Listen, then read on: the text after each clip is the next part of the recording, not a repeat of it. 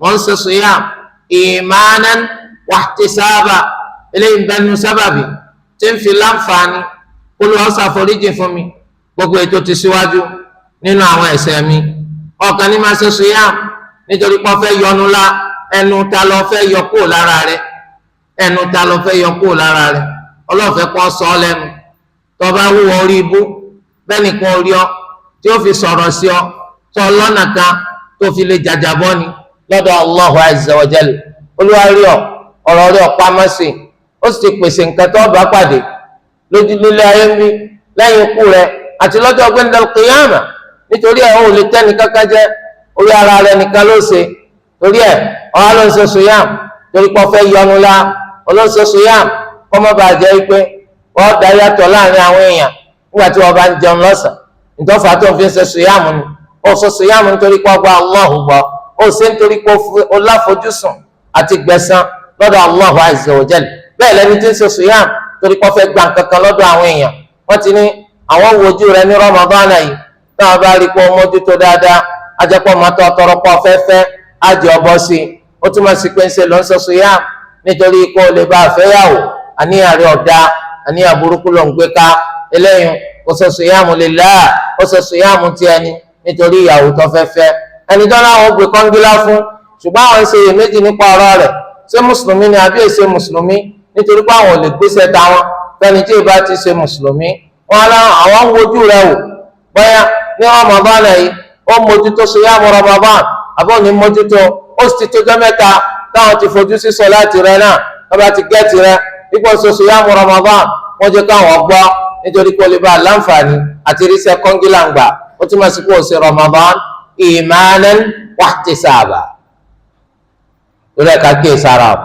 ẹlòmíì ṣe siyam Ramadan láti fi hàn àwọn ará àdúgbò wọn àtàwọn ará ilé wọn ipò tí kú ọlọ́mọdé ó ti kú ọlọ́mọdé tọmọdé náà máa ṣe siyam Ramadan lójoojúmọ́ tí ò ní pàkànjẹ ẹ má fojú ọmọdé wọn má nítorí gbà ń bẹ ojú bá ń lọ. ẹlòmíì ó sì fẹ́ máa ka kàlẹ́ndà ni bó ti ń lọ bí ọdún mẹ́ẹ̀ẹ́dógún báyìí alhamdulillah tó ṣe pé Ramadan kò tẹ̀tì rárá kò tí ẹ̀ já létí bí ti wùlé ó kéré máa bẹ́ẹ̀ nítorí gbọ́ ojú bẹ́ẹ̀ lọ lam yasum imanan wa ihtisaba eléyìí ó ṣe siyam Ramadan nítorí pàgbà Allahu gbọ́ kò ṣe siyam Ramadan nítorí pé láfojúsùn pọ́ fẹ́ gbẹ̀san lọ́dọ̀ Allah ẹ̀san tó fẹ́ gbọ́dọ̀ àwọn èèyàn náà ni wọ́n lè bá fi sínú kàlẹ́ndà wípé ọmọ iye ọdún tọmọkùnrin tó ti ń ṣe siyam bọ̀ ni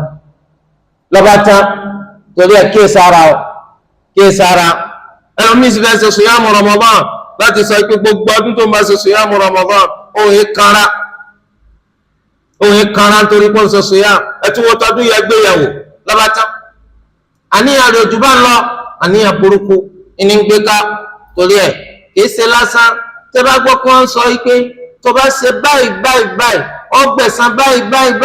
ẹ má rò pé ń tọrọ ọrùn ni èèyàn mélòó ní ṣe siyam tiẹ̀ imanan èèyàn mélòó ní ṣe tiẹ̀ ihtisaba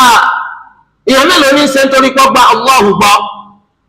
wallahi wọn pọ̀ tọ́pọ̀lọpọ̀ munafiki lásán ni ìmánì ò sí fún wa ẹni tó yẹ pé kí Ramadan tó dé kọ̀ wá mọ́sálásí rí ẹlòmíì tó jẹ́ pé kí Ramadan tó dé nínú ìgbésí ayé rẹ̀ ọwọ́ àwọn ọba àgbà tó fi wá mọ́sálásí ń tá a lè kà ní lórí àwọn ọmọ àka ọwọ́ méjèèjì Ramadan wá dé wọ́n á jẹ́ kó ní síwájú ìmáàmù dé mọ́sálásí ọgbà ìfura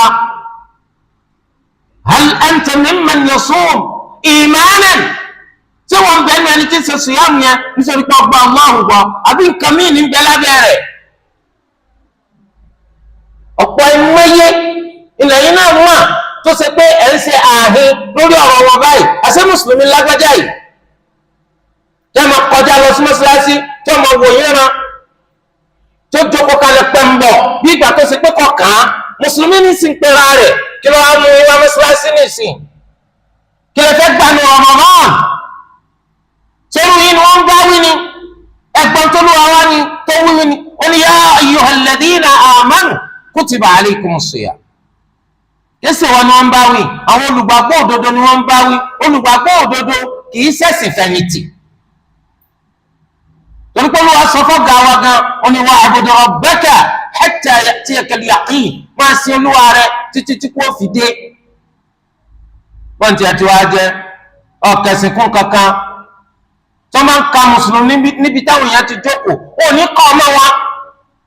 tọwọ́ ti dẹnu sẹ́yìn ó ti tọ́dún 5 kò síjọ́ kan táwọn ẹrù Allah lẹ́nu sẹ́yìn tó dìde báwọn lọ sí salatu dhuhr àbí salatu al-asr eléyìí tí máa ká wọn mẹ́nu sẹ́ tó dìde pẹ̀lú wọn rí. kí ló wá yí padà? Ramadan wá dé ọwọ́ ń febi para rẹ̀ sẹ́sù yàmù ni wọ́n ń ṣe yẹn torí pé lam tasum imana àyàfi pẹ̀lú mẹ́jẹ̀mú kan tó bá gbà pé gbogbo tẹ́lẹ̀ káfíìrì ni ọ́ ẹ̀sẹ̀ gba Islam nísìnyí. Islam tó sì gbà ní ìsìn ọ tẹ̀síwájú pẹ̀lú ẹ̀dọ́jọ́ kú rẹ̀ yẹsẹ̀ kó tí wọ́n mọ̀ bọ́nà bá tún lọ ọ pàtì kò sí ta fẹ́ fi rú ẹ̀ ṣe ọkùn mùsùlùmí. sẹ́rù rẹ̀ lọ́wọ́ kú wọn lọ pa àwọn mùsùlùmí wá ike ọ̀kan náà ọmọ ẹ̀yà wa kú ta ló ọmọ ẹ̀yà wa ṣé káfíìrì àmọ́ sọ ọmọ ẹ̀yà mùsùlùmí? káfíìrì sọ ọmọ ẹ̀yà mùsùlùmí o gẹ́gẹ́ bí mùsùlùmí náà ṣe sọ ọmọ ẹ̀yà káfíìrì ọ̀tọ̀ọ̀tọ̀ ní kálukú wọn rìn. torí ọ̀rọ̀ tánàbí sọ ń bẹ ọ̀rọ̀ tó nílá ni ìmáànà èèyàn mélòó ní ṣe sùyàmù tiẹ̀ nítorí pọ́gbà Allahu gbọ́. àwọn ọmọdé wa kéékèèké àwọn ọmọ tó ṣe pọ́mì ti bàlágà ó ti lé lọ́dún 3 tó pé igi imú wọn làwọn mọ́ṣáláṣí wà ládùúgbò wọn àwọn ọmọ wọn yẹn ò dé mọ́ṣáláṣí rí tó tà ìdé mọ́ṣáláṣí rí àká àgbẹ̀mọ́ wọn lọ́wọ́ rí pé wọ́n ń sàlùwàlá dèpòdépò páwà pé wọ́n yìí kàn wá mọ́ṣáláṣí ni wọ́n máa ń ṣe sọ̀láàtì nulẹ̀ gbogbo orú àwọn ọmọ báwọn àwọn náà ti dẹni tó ṣe wípé wọ́n ń sáré mọ́ṣáláṣí wọn kàn fẹ́ febi para wọn lásán. ẹ̀yin ọmọ lẹ̀ ń gbọ́ yìí o ẹ má febi para yín lásán tẹ́ bá ti mọ̀ wípé di mùsùlùmí lọ́tún pẹ̀lú Ramadan tẹ́ mójútó ní ìsìn pẹ̀lú gbogbo sọ̀làwátì tẹ́ mójútó ní ìsìn ní mójútó sọ̀làwátì má pa ìsìláàmù tì lẹ́yìn Ramadan. ẹ̀yin kọ́ ni wọ́n bá wí, káfíìrì kọ́ ni wọ́n ní kó wá ṣe siyamu Ramadan. man sama Ramadan imanan, ẹni tó ṣe siyamu Ramadan nítorí pé gba Allahu gbọ́ ìmánì òjijì ìmánì àbáàdì ìmánì ẹlẹ́mìí kíkúrú tó ṣe pé tó Ramadan bá ti lọ tẹ́ yóò kú ni èsèrò eléyìí wọ́n bá wí. wọ́n bọ́ sí bọ́sí káfíìrì kan láàpẹ́ torí pé létò ń gbé ọ̀tún àti òsì iwájú àtẹ̀yìn àwọn mùsùlùmí ni wọ́n yípo òun ìtì ẹ̀ máa ń jọ lójú máa ṣe sùyàmù wọn òun náà wọ́n fẹ́ máa ṣe jọ wọn òun fẹ́ máa sìn wọn jẹ ni wọ́n wulẹ̀ sẹ́ni kankan jẹ o wọ́n fi àjẹrà rẹ o ètò tiwanu rẹ tó o má wá mi kún o nítorí pé tó o bá fẹ́ láti ṣe nǹkan tó ń ṣẹyún ní àṣegbọ́lá àṣegbẹ̀yẹ àṣegbàládáláàdá àfi kó di mùsùlùmí. báwo ni nǹkan tó ń ṣe ní Islam ṣe wù ọ́ àmọ́ wọ́n fẹ́ di mùsùlùmí? ọmọ pé Islam kì í sáwàdà ni Islam kì í ṣe ẹ̀sìn àtọwọ́dá kì í ṣe ẹ̀sìn àfọpọlọ gbé kalẹ̀ ẹ̀sìn ẹyọ kan ṣoṣo lọ́dọ̀ Olú Ẹlẹ́dàá wa tó dá mi tó dá ọ tó dá sámà tó dálẹ̀ ọba tí ó pa wá òun náà ní Islam. tó bá fi oríire fúnra rẹ gbogbo wọn tó ti jẹ mùsùlùmí lọ ń gbà wọn ọ dá ọ̀rọ̀ yìí mà wàláhì tàláhì wàá dá ọ̀rọ̀ yìí mà wàá rántí rẹ níjọ́ tí màlẹ́kà kú bá gbẹ̀mí ẹ̀ wàá dá ọ̀rọ̀ yìí mà wàá rántí rẹ lẹ́yìn ìgbà tó bá tí ọ̀kalẹ̀ tó kú tán wàá rántí ọ̀rọ̀ yìí wàá dáma nígbà tó bá gbé ọwọ́ sáré rẹ wọ́n wá dáma nígbà bala dídáma tó ló wá bá gbé ọ dìde níjọ́ gbẹ̀ndẹ̀ qiyama. inna ad-dina 'inda Allahi al-Islam, dájájú ẹ̀sìn lọ́dọ̀ Allah ọ̀nà ní Islam. ẹ̀sìn pé méjì lọ́dọ̀ Allah lóluwa ló tún fi fòǹtẹ̀ján ó lè bá yẹni tọrọ ètètè yé ó ní wa man yabtaghi ghayra al-Islami dinan falan yuqbala minhu wa huwa fil akhirati minal khasirin. ẹnikẹ́ni tó bá wá nǹkan mí fi sẹ̀sìn tó yàtọ̀ sí Islam, ẹnikẹ́ni tí máa ń ṣe nǹkan yòówù ó kọ yòówù ẹ lè máa pè ọ̀dà yòówù ẹ lè fi kún gbogbo tí lè wù kó máa kọ́ tó tí ó bá ti jẹ́ Islam Olúwa ò ní gbà lọ́dọ̀ rẹ̀. sẹ́sìn mọ̀ pé ìfẹ́ ọ̀sàgbà mo gbọ́n Olúwa ti fi yí ọ òun nígbà lọ́dọ̀ rẹ àbúrò wa lo gbogbo ìgbésí ayé rẹ lórí àánú. Ẹnì kan ò sì sí tí ó kù tí wọ́n dá padà kó o ti ṣàṣìṣe lọ ṣàtúnṣe kò sí o ti lọ náà nù. Olúwa ò nígbà lọ́dọ̀ rẹ ó sì jọ́kan nínú àwọn ẹni tí ó ṣòfò lọ́la gbẹ̀ndẹ̀ kíyámà. Olúwa kó má jẹ́ kémi pẹ̀lú rẹ̀ ó ṣòfò. Wọ́n ti ń bọ́ sọ̀rọ̀ ìsìláàmù yóò ti tójọ́ mẹ́ta. Wọ́n ti ń pàkíyèsí rẹ̀ kó gba ìsìláàmù ọjọ́ ti pẹ́. Ṣùgbọ́n òun gbọ́ òun fetí pàlàbà rẹ̀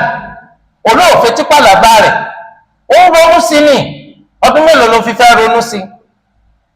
Ṣé ó fẹ́ ronú sí wọ sàárè ni? Ọmọ kí tó bá ronú sí tó bá fi wọ sàárè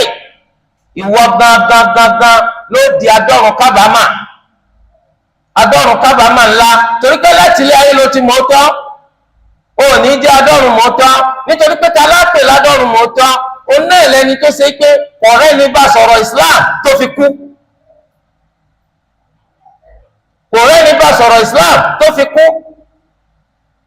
ṣùgbọ́n ìwọ́rẹ́ ní bá ọsọ lóru rẹ àti lọ́sàn-án rẹ ní kọ̀kọ̀ rẹ àti ní gbangba rẹ lọ ń gbọ́rọ̀ nípa Islam ọwọ́ akọ̀ láti gba Islam yìí ó fi wá kú kúrò láyé yìí ó di adọ́run kábàámà ńlá kí sábàámà lásán àbámà ńlá. Torí di eléyìí wọ́n sọ̀rọ̀ Islam oníwọ̀ lásà fún ara ọ̀n gbádùn ọ̀rọ̀ yín pọ̀ àwa gbé ọ sórí àtẹ àwa yí ọ wò àwa rí i pé wọ́tọ̀ Ọlọ́run gbádùn ọ̀rọ̀ Islam yìí ọ̀n wọ̀ lásà fún ara àwa rí i pé ò tí ì gba Islam àgá lọ ń gbádùn bẹ̀ kí lọ ń gbádùn bẹ̀ gan kò yé kí ni nǹkan náà ti ń wọ̀ lásà fún ara kò yé nítorí tó bá yẹ pé ọ̀rọ̀ tó ń bọ́ sọ ọ̀bá ń gbádùn rẹ̀ lóòótọ́ ó bá ń wọ̀ lásàkún ara ó sì lè má gbọ́ ọgbọ́dọ̀ ti gba Islam nítorí pé mọ̀ ń kàn ń gbọ́ lásán sórí ni wọ́n kọ́ ni wọ́n ń dùn mọ́ mi òun dà jẹ́ bíi tíì wọ́n ń gbọ́ sọ̀rọ̀ pé kó gba ẹ̀sìn Islam kó lè bá a sórí ilé nítorí pé àìgbọ́ òsì àìmọ́ ti bù ṣe ẹni tó gbọ́ tọkọ̀ láti gbà oní òròjọ́ tó bá dijọ́ gbẹ̀ndàlùkìyà wàláhì kò sáwàwí fún ọmọ wàláhì kò sáwìjàre fún ọmọ nítorí tẹ́lẹ̀tẹ́lẹ̀ àwọn èèyàn lè sọ pé ọ̀rọ̀ bẹ̀rẹ̀ agbọ̀nbi tó dá wá sí àwọn mùsùlùmí wọn iṣẹ́ àlàyé ẹ̀sìn wọn wọ́n bá tẹ̀sí mọ́rílé mọ́ṣáláṣí wọn lọ́wọ́ pọ̀ ẹ̀kú kalẹ̀ ni wọn iṣẹ́ àlàyé ẹ̀sìn wọn kó yé wa àgbọ̀n pa rẹ̀ ní báyìí àbà tó wá rọ́ mi pa tó wá irọ́ mi pa ọ̀ngbọ́rọ̀ Islam ní gbogbo ìgbà ìwọ náà gbéyẹ̀wò sí nǹkan tí wọ́n ń ṣe gbéyẹ̀wò sójú ọ̀nà tó wà ìwọ gángan lọ́nà ìwọ gángan lẹ̀sìn òdodo wọn náà ti mà mọ́tara rẹ̀ dànù sórí ikú tí ọba mú yàn kì í sọ fún yàn òjijì ní wọlé mú yàn nítorí pọ́pọ́ àjòjìjì ní wọlé mú yàn lólúwa mi ẹlẹ́dàá rẹ ló ṣe pàkíyèsí wa ẹgbọ́n tó wí ó ní yá ayyuhal ladhina amanu ittaqullaha haqqa tuqatihi wa la tamutunna illa wa antum muslimun. ẹ̀yin olùgbàgbọ́ òdodo ẹ páyà Allah ní pàápàá pípáyà rẹ̀ ẹ má wàá ṣe gbà láti kú àfi ní mùsùlùmí wàláhì ìpàkíyèsí tó ga ju gbogbo ìpàkíyèsí lọ lélẹ́yìí ọba tí wọ́n pa wá nù oní ọgbẹ̀mí wa o oní wọ́n ń kìlọ̀ fún wa ẹ wọ́n gbà láti kú ikú ò sí lọ́wọ́ wa wọ́n tiẹ̀ lọ́wà gbogbo ìgbà tó bá kọpá lọ náà láàlọ́ ó wá ń sọ pé ẹ má jẹ́ kíkú nǹkan wá mú yín láì jẹ́ pé ẹ jẹ́ mùsùlùmí ń bọ̀ wá mọ́ mọ̀ tí ń kú àbí wọ́n mọ̀ gbà tí wọ́n kú ó túmọ̀ sí pé gbogbo ìṣẹ́jú àyà nínú ìgbésí ayé wa kò gbọdọ̀ bá wa àfi ká jẹ́ mùsùlùmí. pé ìṣẹ́jú àyà kan ló fi máa ṣẹ̀fẹ̀ ìṣẹ́jú àyà kan ló fi máa ṣòfò ìṣẹ́jú àyà kan ló fi dóńdó pé wọ́n fi ìsìláàmù lẹ̀ Olúwa má jẹ́ á rí torí kò sígbà tí kò lè mú yàn lọ. torí ẹ̀ ìwọ tí wọ́n bí ní mùsùlùmí Olúwa ti kọ́kọ́ sóríire ńlá kan fún ọ wàláhì oríire ńlá lolúwa ṣe fún ọ àti ní kí bàbá rẹ̀ kó jẹ́ mùsùlùmí. Bàbá la nílò nípa mùsùlùmí ni àbí èsè mùsùlùmí. Bàbá rẹ̀ jẹ́ mùsùlùmí, wọn náà wá ríra rẹ̀ lórí Islam, Olúwa ṣe oore ńlá fún ọ. Dákun má jẹ́ oore yìí ó bàjẹ́ mọ́ ọ lọ́wọ́, má jẹ́ ó bàjẹ́ mọ́ ọ lọ́wọ́. Bàbá ti gbìyànjú, orí Islam wọn wà tán fi bí ọ, wọ́n wá ní kó túnra rẹ̀ bí. Má kẹ́kọ̀ọ́ nípa ẹ̀sìn Islam, kò di ọ lọ́wọ́ láti kẹ́kọ̀ọ́ mi tó bá tún fẹ́ kọ́. Gbogbo tó ń bá ti wá ń gbọ́yé nípa ẹ̀kọ́ ẹ̀sìn tó ń bá ń kọ́ máa lò ó. Ìjọ mélòó la mọ̀ tá lò láyé? Ìjọ mélòó la mọ̀ tá lò láyé? Táwọn kan fi èyí tó pàtàkì bàbàrà nínú ìgbésí ayé wa tá fi wá ṣòfò dànù. Ọ̀pọ̀lọpọ̀ nínú àwọn ọ̀dọ́ wa lásìkò tó pàtàkì tó bàbàrà nínú ìgbésí ayé wọn, ìranù àti rẹ́gbẹ̀ ni wọ́n fi ń ṣe. Àsìkò tó wọ́n jù nínú ìgbésí ayé tó bàbàrà tó pàtàkì nígbà tí èèyàn wà lọ́dọ̀. Gbogbo ẹni tẹ́ bá rí tí wọ́n sọ láyé yìí pé lágbájá ẹni ńlá ni, lágbájá yóò kẹ́kọ̀ọ́ gan, tàmẹ́dọ̀ yóò ṣe kínní, wàláhì gbọ́dọ̀ wọ́n lò dáadáa ni. Torí pé ìgbọ̀dọ̀ òun yóò fi gbígbà àgbà èèyàn bí ó ti ṣe rí, òun yóò fi hàn. Ìwọ wá ń lo ìgbọ̀dọ̀ rẹ̀ ńlòkulò, ó ń lò wọ́n náà fi ń kẹ́gbẹ́ àwọn wúlígánsì káàkiri, ó ń lò ó ń ṣèṣe pé ìsọmọ mùsùlùmí tó pé téèyàn bá rí ọ èèyàn ò ní fẹ́ sọ pé mùsùlùmí lélẹ́yìí tó dáa bẹ́ẹ̀ kò dáa bẹ́ẹ̀. Ìgbésí ayé ti ẹnu nígbésí ayé méjì tá a fẹ́ lò ẹyọ kan yìí náà ni, kò síbi tó lọ tó ń tún padà bọ̀ ọba lọ ti lọ́nu ó dijọ́ pé ń dàlùkìyà. Lo ìgbésí ayé rẹ dáadáa. Ìgbà ọ̀dọ́ rẹ yìí ó náà nígbà tó ń wọ́n jù nínú ìgbésí ayé rẹ. Má jẹni tí ó máa sáfẹ́sìn, má jẹni tí ó máa sáfàtì sin Allah, má jẹni tí ó máa sá fún ìsìláàmù rẹ nígbà tó wà lọ́dọ̀. Sígbà tó bá ti wá gbó tó darúgbó kẹjẹkẹjẹ tó rùkú tí ò ní jọ rùkú, tó forí kanlẹ̀ tó ní jọ forí kanlẹ̀, tó jókòó tí gbogbo ọwọ́ síbì kan. Sígbà náà lọ́wọ́ àjẹ́ ọjọ́ alẹ́ ti dé, ẹ̀jẹ̀ apalẹ̀ mọ́dé sàárè, ọmọ tó ń ti ń ṣe é bọ̀ ọ́ pàtàkì ni. Ọwọ́ lo gbogbo ìgbésí ayé rẹ eléyìí tó wọ́n jù nínú rẹ̀ ó fi ṣe erégbè, ó fi ṣe àwọn nǹkan tí ò tiẹ̀ bá làákà ìmú tí ò yẹ ká pọ̀ ọmọ mùsùlùmí bẹ́ẹ̀. Wọn náà ní di zina, wọn náà ní di tẹ́tẹ́, wọn náà ní di kájálè, wọn náà ní di ká máa fọ́ ṣọ́ọ̀pù ṣọ́ọ̀pù, wọn náà ló ń bá wọn dáwọ́ pọ̀ níbi ká máa ṣe 419, wọn náà ló ń gbájú ẹ̀. A'udhu billahi minash shaitanir rajim. Bí a ti ṣe pọ̀ gbádùn ẹbí mùsùlùmí ni wọ́n. Ṣé o mọ̀ pé gbogbo nǹkan tá à ń ṣe lónìí à ń ṣe ilẹ̀ ẹ̀dẹ́jọ́ gbẹ̀ndà al-qiyamah ni Olúwa yóò ṣèṣirò fún wa, yóò sì ṣèdájọ́. Wọ́n rò pé lásán lolúwa dáná kalẹ̀ ẹsẹ̀ lásán o. Láti ọjọ́ tó ti pẹ́ ní lẹ́ńtí ń ké pé kí ló dé tí gbẹ̀ndà al-qiyamah òde. Wallahi Ànábì Muhammad sallallahu alayhi wa sallam ó sọ fún wa nínú hadith, ó ní iná ó ké lọ dẹ́sùn fún Allah. Ó ní wọ́n lúwa mi akala ba'di ba'da, apá kan mi ti di apá kan run. Iṣẹ́ tó o sì dá mi fún èyí tí ì ṣe, torí pé Olúwa dá iná kó lè bá jó àwọn ọ̀tá Allah, èyí tí ì jó àwọn ọ̀tá rẹ tí wọ́n máa jóná ń bẹ̀ láíláí. Àwọn ọ̀hún tí wọ́n jẹ́ apá kan di apá kan run. Ọmọ tó máa ń kéènù pé ẹ̀ tí ì dé,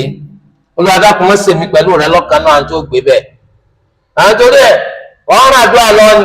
ó mójútó ẹ̀sìn rẹ, má tara rẹ jẹ. Àwọn wúlígánsì kan, àwọn ọmọ òfò kan tó máa bá rìn, àwọn kò ronú pàtúbọ̀tán tí ń fi gbogbo ìgbésí ayé ṣèrégbè, mẹ́jọ jẹ́ pé wọn lọ bá tò. Àwọn tó yẹ pé àwọn ọkọ̀ káwọn wọná wọ́n bá rú wọn tò, bí àwọn tó ń sọ pé bí àfa àwọn bá kó àwọn wọná àwọn tẹ̀lé wọ́ àlùjánnà làwọn fẹ́ bá nàbí wọ̀, àlùjánnà làwọn fẹ́ bá nàbí wọ̀. Iná báwo ó rò pé bí iná àpólà táwọn ń dá láyé ni. Wàláhì ọ̀pọ̀lọpọ̀ gàṣẹ́rù àwọn eléyìí náà wọ́n gbọ́rọ̀ ẹ̀sìn lẹ́nu wọn, àwọn sọkúsọ burúkú làwọn eléyìí wọn. Nítorí pé àwọn eléyìí ni wọ́n sọ pé àfa àtàwọn tó bá pé lẹ́ni ó kó àwọn wọ̀ àwọn ṣetán láti tẹ̀lé wọ́. Àwọn sì ń rántí gbogbo ìgbà à ń tún rán gbogbo mùsùlùmí létí, kí ló dé tó fi ṣe mùsùlùmí gánà rí? Mo ń ṣe Islam kí n lè bá wà lìjẹ́nà. Kí ló dé táàfin ń tẹ̀lé ta Nabi Muhammad sallallahu alayhi wa sallam? À ń tẹ̀lé Nabi Muhammad sallallahu alayhi wa sallam ká má bàa wọná. Ọ gbọ́dọ̀ gbàgbé ọ̀rọ̀ yìí láíláí. ẹnìkan á ní tẹ̀lé àfa àwọn táwọn sì ń sọ yìí nínú májẹ̀mú pípẹ́ gbọ́wọ́ lọ́dọ̀ rẹ̀ ó ní pé wọ́n bá pé náà ní òkun yín wọ̀ ẹ̀yin náà bá wọ̀ iná bá wọ̀ iná atayé olúwa májẹ̀ àwọ̀ pátó pé náà tẹ̀ kíyàmà sọmọ pé náà tẹ̀ kíyàmà àti tayé àbá iná jóná lọ ìdá kan nínú 70 tẹ̀ kíyàmà nínú alẹ́ ayé tọ́mọ́ wá kó 70 lórí 70 fún yàn tẹ̀ bá iná tí wọ́n fi ń jó irin tí irin fi ń domi iná tí wọ́n fi ń jó àpáta tápáta fi ń fọ́ tí fi ń kùlùbọ́ ìdá kan nínú 70 ni nínú natal qiyamah. akramakumullah anabi muhammad sallallahu alayhi wa sallam ọ̀ràn àwọn sahaba ó fi sí ogun rán wọn lábẹ́ àkóso ọ̀kan nínú wọn anabi wa sọ síwájú kí wọ́n tó gbéra kó Medina ẹ máa gbọ́rọ̀ sọ́gagun yín lẹ́nu nípa ntẹ́ǹfẹ́ àti ntẹ́ẹ̀fẹ́ wọ́n sì jáde gbàtà dé ẹ̀yìn odi ìlú tó mórí lébi tí wọ́n rán wọn ọ̀gágun yìí wọ́n á pàkíyèsí wọn pé ó tó ń bẹ ẹ dúró ẹ lọ ṣẹ́gi wá mi wọ́n má sì mórí légbó kálukú lọ ṣẹ́gi wá wọ́n kógi jọ wọ́n ní kí wọ́n dáná sí igi iná kẹ́ẹ̀ wọ́n á ní kí wọ́n tò ńgbà wọ́n tò tẹ̀sí mọ̀kànlẹ́bí tí ní kí wọ́n máa gbọ́rọ̀ sílẹ̀ ìdínú tí wọ́n fi lọ ṣẹ́gi ó ní wọ́n dúró ó ní wọ́n lọ ṣẹ́gi ó ní wọ́n dáná sí ó tún ní kí wọ́n tò ńgbà tí wọ́n wá tò tán wọ́n á ní kí wọ́n bẹ̀rẹ̀ sí ní wọ́n náà lọ́kọ̀ọ̀kan wọ́n ní iná àbí ńlá wọ́n ní bẹ́ẹ̀ ni nítorí wọ́n àwájú iná ni mo ní ká ẹ máa wọ̀ wọ́n ní ní wọ̀ ọ́ tí bá Ànábì sallallahu alaihi wasallam ti sọ fún yín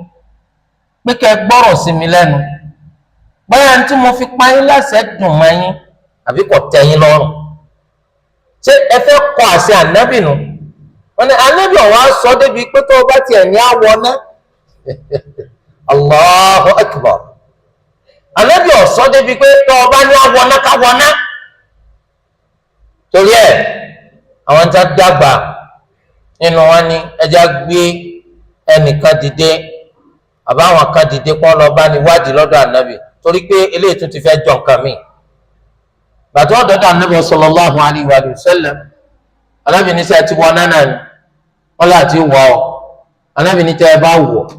ẹ̀ ní jáde nú ẹ̀ títí ijọ́ gbẹ̀ndẹ̀ al-qiyam iná ni ọ̀ máa jó yín títí ijọ́ gbẹ̀ndẹ̀ al-qiyam ọ̀yọ́ ọ̀lẹ́nu Fìràwọ́nà àtàwọn ọmọ ogun rẹ̀ inú náà wọ́n wà báyìí Olúwa sọ fún wa nínú al-Qur'an wọ́n ní an-naru yu'raduna 'alayha ghuduwwan wa 'ashiyyan wa yawma taqumu as-sa'atu adkhilu ala fir'auna ashadda al-'adhab wọ́n ti ń finá jó wọn ní àfẹ̀mọ́júmọ́ àti gbogbo alálẹ́ ní ìsìn tó bá dijọ́ pé ndal qiyama Allah tún ní kí wọ́n yọ wọn jáde lọ sínú ìyà tó le koko akramakumullah àwọn ṣe Islam ní kálí wàlìjánná à ń tẹ̀lé ta nàbọ̀ Muhammad sallallahu alayhi wa sallam kama bá wọnà man sama ramadana imanan wa ihtisaba ẹnikẹ́ni tó bá ṣe siyam Ramadan nítorí pé gba Allahu gbọ́ káfàlà sí ọ̀rọ̀ yìí nídìí nítorí pé ọ̀pọ̀lọpọ̀ ìmánì òjijì ni wọ́n gbé wọnú Ramadan àwọn Ramadan jẹ́ ń di mùsùlùmí àwọn tó yẹ kí wọ́n ti yan Islam lódì bọ̀ ọjọ́ ti pẹ́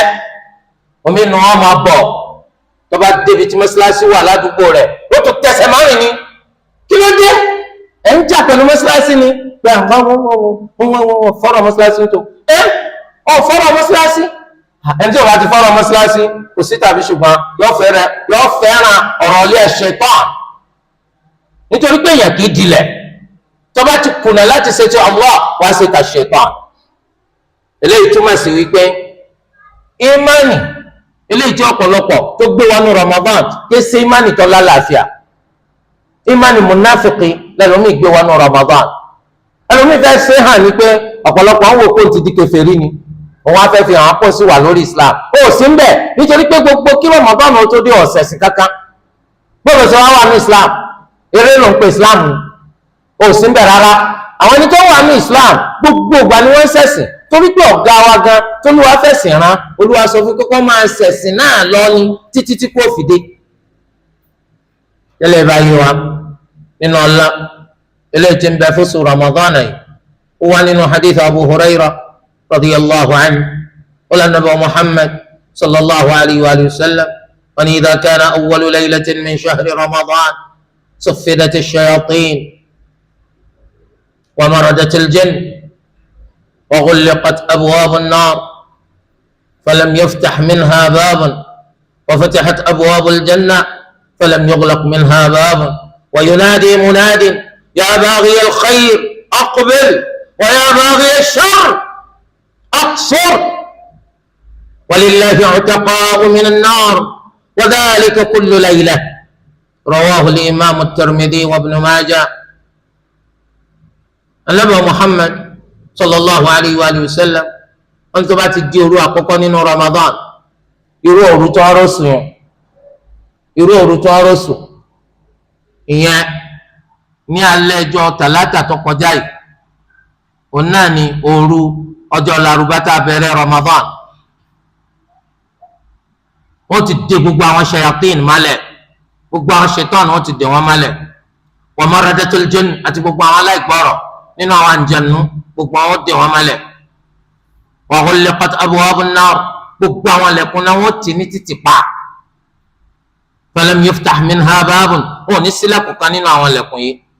wa futihat abwabul janna ṣùgbọ́n gbogbo àwọn ilẹ̀kùn aljanna ni wọ́n sílẹ̀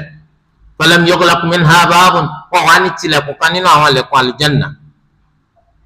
kólú akọ́mọ́sí aljanna náà lé wá wa. wa yunadi munadin olùpèpè kan wà pèpè ní alẹ́ òru alákọ̀ọ́kọ́ ya baghiyal khayr aqbil ìwọ tó ń gbèrò láti ṣe rere máa bọ̀ ìwọ tó fẹ́ láti ṣe rere tó gbèrò rẹ̀ gbẹ́pẹ́ ní àti ẹnu ire lọ fẹ́ ṣe máa bọ̀ wa ya baghiyash sharr aqsir ìwọ pẹ́pẹ́rò rẹ ọ̀làbúrú àìdá ìwà kà iná lọ fẹ́ máa hù yàá ṣe máa ń wọ̀n bá yàá dínkù. walillahi utaqa'u minan nar Allahu láwọn ẹni tí máa bọ́kùnná lọ́rùn wa wa dhalika kullu layla eléyàá máa wáyé ní gbogbo òru ojoojúmọ́ nínú Ramadan. òru ojoojúmọ́ nínú Ramadan ni Allah láwọn tí wọ́n máa bọ́kùnná kó lọ́rùn wa òní wọnámá òní wọnámá òní wọnámá olùwádàkùn sí bẹ́ẹ̀ fáwọn náà. Al-Imam Tirmidhi àti Ibn Majah àwọn náà gbé ẹgbàá wáyé jáde. Al-Imam Ibn Khuzaymah wọ́n gbé jáde nínú Sahihi wọn ikú àdéhìí tó gún régé ni bẹ́ẹ̀ ni al-Sheikh al-Albani rahimahullah àwọn náà ní ẹgbàá ọ̀rọ̀ tó gún régé ni. aqulu qawli hadha wa astaghfirullah al-azim li wa lakum fastaghfiruhu innahu huwal ghafurur rahim.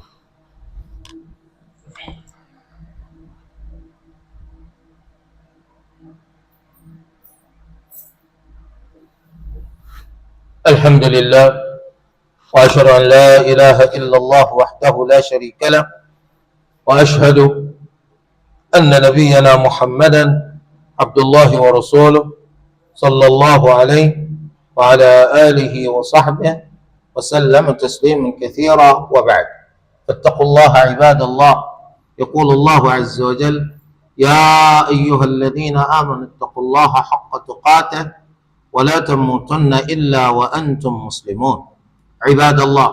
من الله إليتم بفر رمضان قلنا نقول عنه حديث النبي محمد صلى الله عليه وسلم أن رمضان إلى رمضان كفارة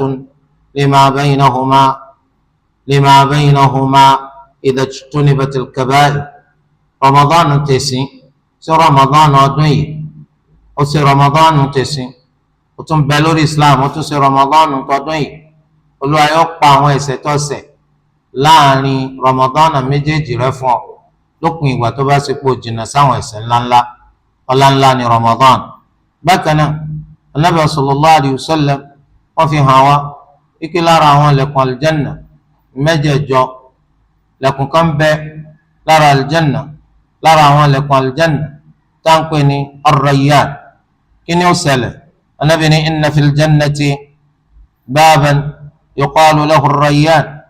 yadkhulu minhu as-sa'imuna yawma al-qiyamah la yadkhulu minhu ahadun ghayruhu yuqalu ayna as-sa'imun fayadkhuluna minhu فإذا دخل آخرهم أغلق فلم يدخل منه أحد متفق عليه. النبي صلى الله عليه وسلم onídájúdájú ilẹ̀kùn kan bẹ lára aljanna táǹpẹ̀ ní ar-Rayyan. ar-Rayyan yìí ọ̀nà nílẹ̀kùn táwọn tó ṣe sùyàmù láyé tí wọ́n gbà wọ aljanna. ẹnìkan ní gbàgbẹ́ wọ aljanna tó yàtọ̀ sáwọn tó ṣe sùyàmù. wọ́n á pèpè lọ́jọ́ gbẹ̀ndẹ̀ al-qiyam. níbo làwọn ẹni tó ṣe sùyàmù láyé wà? nígbà tá a bá dáhùn wọ́n kó wọn jọ, wọ́n kó wọn wọ aljanna gbára lẹ̀kùn yìí. tí ẹni tó kẹ́yìn nínú wa tó bá ti wọ aljanna gbára lẹ̀kùn yìí, wọ́n ti lẹ̀kùn yìí pa, ẹnìkan tún ní ra aljanna wọ̀ gbàbẹ̀ mọ́.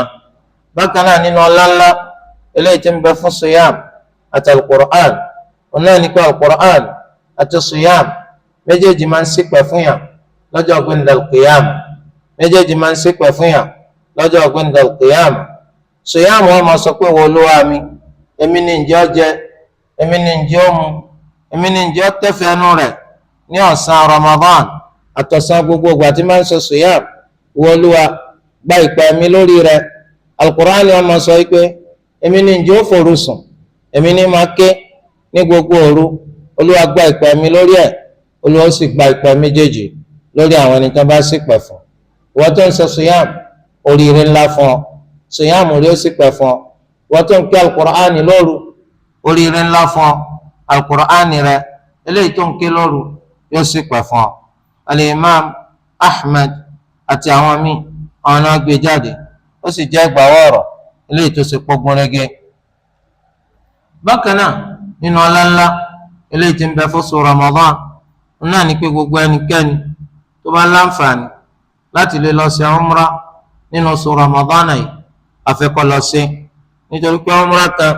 tí ẹ bá ṣe nínú Ramadan yìí ó ṣe déédéé pé ẹ ṣe hajj pẹ̀lú anabi wa Muhammad sallallahu alayhi wa sallam. ó wá nínú ẹgbàá ọ̀rọ̀ wípé ọ̀kan nínú àwọn sàhábà wípé anabi sallallahu alayhi wa sallam wọ́n sọ fọ́kan nínú àwọn sàhábà bìnrin wípé kó ṣe hajj. anabi sọ fún wípé ó ṣe hajj, kò rí hajj yẹn ṣe. anabi wa sọ fún pé fa idha jaa Ramadan fa'tamiri, gbà tó ti rí hajj ṣe tí Ramadan bá ti dé ajẹ́ kíkọ́ lọ sí umrah. fa inna umratan fi ta'dilu hijja, nítorí pé umrah kan tí a bá ṣe nínú Ramadan tó ṣe dọ́gba pẹ̀lú hajj. nínú riwaya kan fa inna umratan fi Ramadan ta'dilu hijjatan ma'i, ó ṣe déédéé torí pé umrah kan tá a bá ṣe nínú Ramadan ó ṣe déédéé kéèyàn ṣe hajj pẹ̀lú anabi wa Muhammad sallallahu alayhi wa sallam. nínú ọlá títún bẹ fún siyam Ramadan ọ̀nà ni pé gbogbo ẹni tí bá ń ṣe siyam, gbogbo siyam àti Ramadan àtòmíì Olúwa kìí pàdúrà wọn. nítorí ẹ mọ̀ pé aláwọn bùkátà tó pọ̀ eléyìí tá a ní nípa ilé ayé wa, eléyìí tá a ní nípa ọ̀run wa, ẹ jẹ́ ká fa àwọn àdúrà wa ká fi sínú ìgbà tá à ń ṣe siyam, ká máa ṣe ní mẹ́sàn-án mẹ́wàá, ká máa bí Olúwa ẹlẹ́dàá wa lẹ́ni tọ́kàn rẹ̀ balẹ̀ sí pé Allahu yóò gbọ́ yóò gbà yóò sì gbàdúrà wa. nínú ọlá eléyìí tí ń bẹ fún Ramadan àti siyam lápapọ̀ náà ni pé Olúwa wa fi hàn wípé gbogbo sẹ́tọ́ máa nábì Ádámù bá ṣe kò ṣe fúnra rẹ̀ ni, ìwọ ló ní. òun sì máa san lẹ́san ìlọ́po mẹ́wàá lórí iṣẹ́ kan tó bá ṣe, illa as-sawm, àyàfi sùyàmù nìkan. fa innahu li wa ana ajzi bihi, èmi ni mo ní sùyàmù, èmi ni màá san lẹ́san lórí ẹ̀, èmi ni mo ní, èmi ni màá san lẹ́san lórí ẹ̀. eléyìí tó túmọ̀ sí pé ọlá ńlá ń bẹ fẹ́ni tó bá ṣe sùyàmù. kọ́ wa jẹ́ kí àníyàn wa kó dáa lórí sùyàmù tá à ń ṣe. ẹ̀rí kan ní tí bá ń ṣe sùyàmù kò sí tàbí ṣùgbọ́n ẹnu wọn máa ń rùn, ẹnu wọn rùn látàrí wípé wọn ò fọ ẹnu wọn rùn látàrí wípé bóyá wọn pa ẹnu wọn tì rárá. ṣùgbọ́n tí wọn bá ti pẹ́ tí wọn ti jẹun sínú, òórùn máa wá láti ìsàlẹ̀ ẹkùn iná lòórùn tí máa ń jáde tó bá fọ ẹnu rẹ nígbàgbà òórùn yẹn ó tún máa jáde náà ni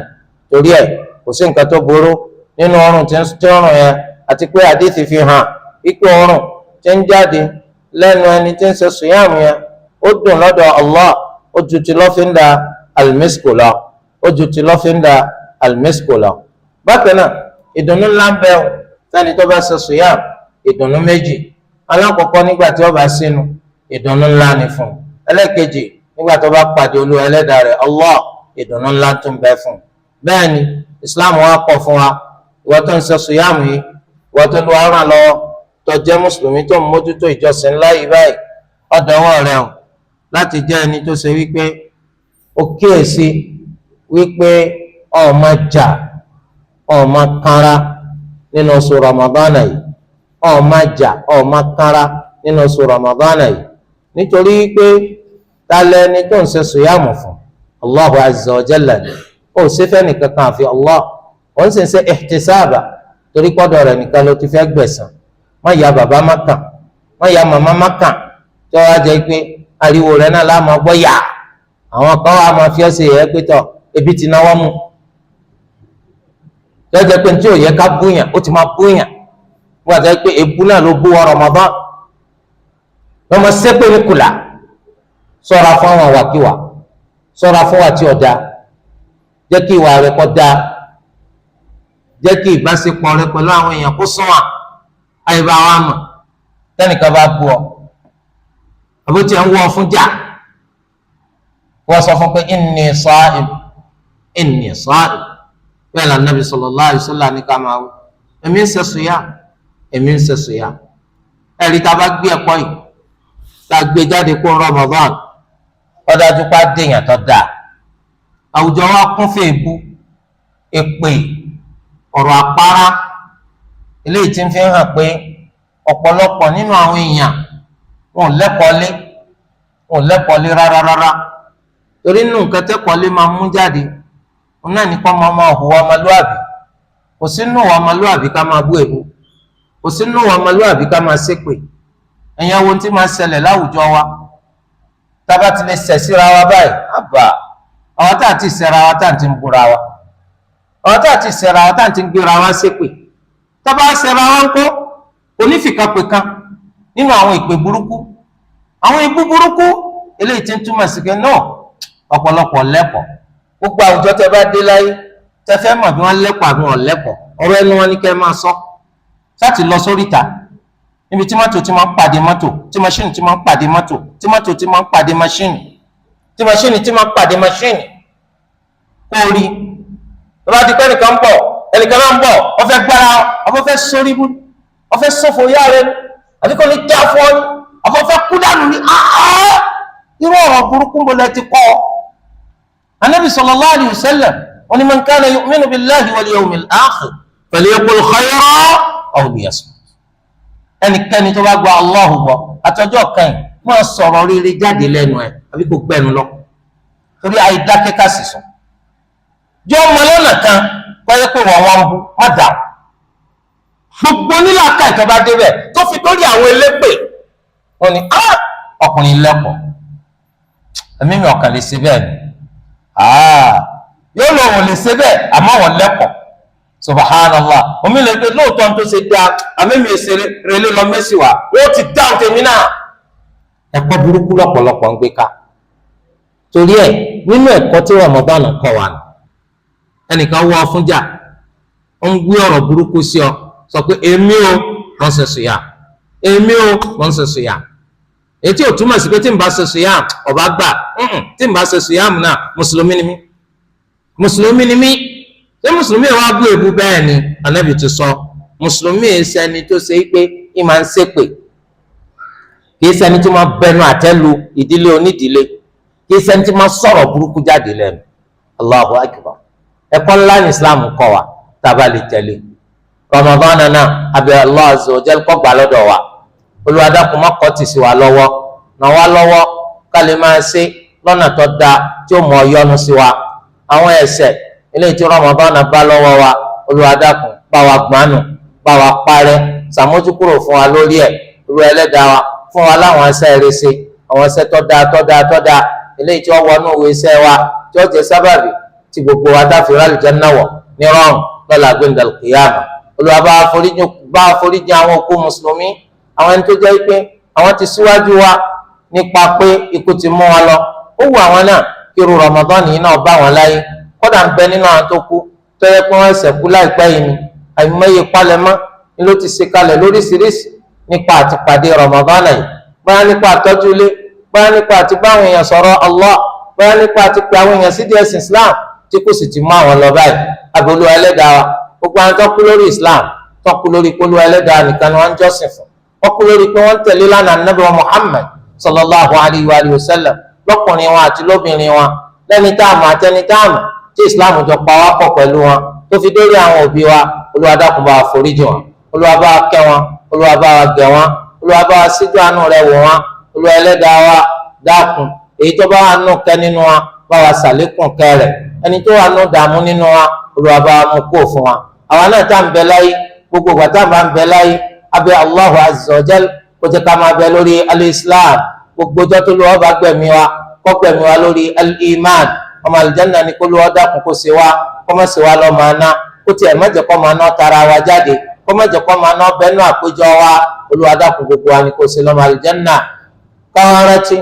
nínú nǹkan tó lọ́wọ́ fi pa wá láṣẹ àwọn tá a jẹ́ mùsùlùmí nígbà tí Ramadan ń bẹ àtìgbà tí ò sí Ramadan wọn náà ní ká máa ṣe àsọláàtù fún ọ̀gá tiwa anabi wa Muhammad sallallahu alayhi wa alihi wa sallam. Allahumma salli ala Muhammadin wa ala ali Muhammad kama sallaita ala Ibrahim wa ala ali Ibrahim innaka hamidun majid wa barik ala Muhammadin wa ala ali Muhammad kama barakta ala Ibrahim wa ala ali Ibrahim innaka hamidun majid wa sallim tasliman kathira warda Allahumma an al-khulafa'i ar-rashidin al-a'immat al-mahdiyyin أبي بكر وعمر وعثمان وعلي وعن سائر أصحاب نبيك أجمعين وعن التابعين لهم بإحسان إلى يوم الدين وعنا معهم بمنك وإحسانك وكرمك يا أرحم الراحمين. اللهم أعز الإسلام والمسلمين وأذل الشرك والمشركين ودمر أعداء الدين من الكفرة والملحدين ومن شايعهم. اللهم كن لنا ولا تكن علينا وانصرنا ولا تنصر علينا وأيدنا ولا تؤيد علينا واهدنا ويسر الهدى لنا. اللهم إنا نسألك بأنك أنت الله لا إله إلا أنت الأحد الصمد الذي لم يلد ولم يولد ولم يكن له كفوا أحد أن تقضي لنا حوائجنا كلها دقها وجلها سرها وعلانيتها أولها وآخرها ظاهرها وباطنها برحمتك يا أرحم الراحمين. اللهم أصلح لنا بلادنا نيجيريا ربنا آتنا في الدنيا حسنة وفي الآخرة حسنة وقنا عذاب النار. وصلى الله وسلم وبارك على سيدنا محمد وعلى آله وصحبه أجمعين. قوموا إلى صلاتكم يرحمكم الله.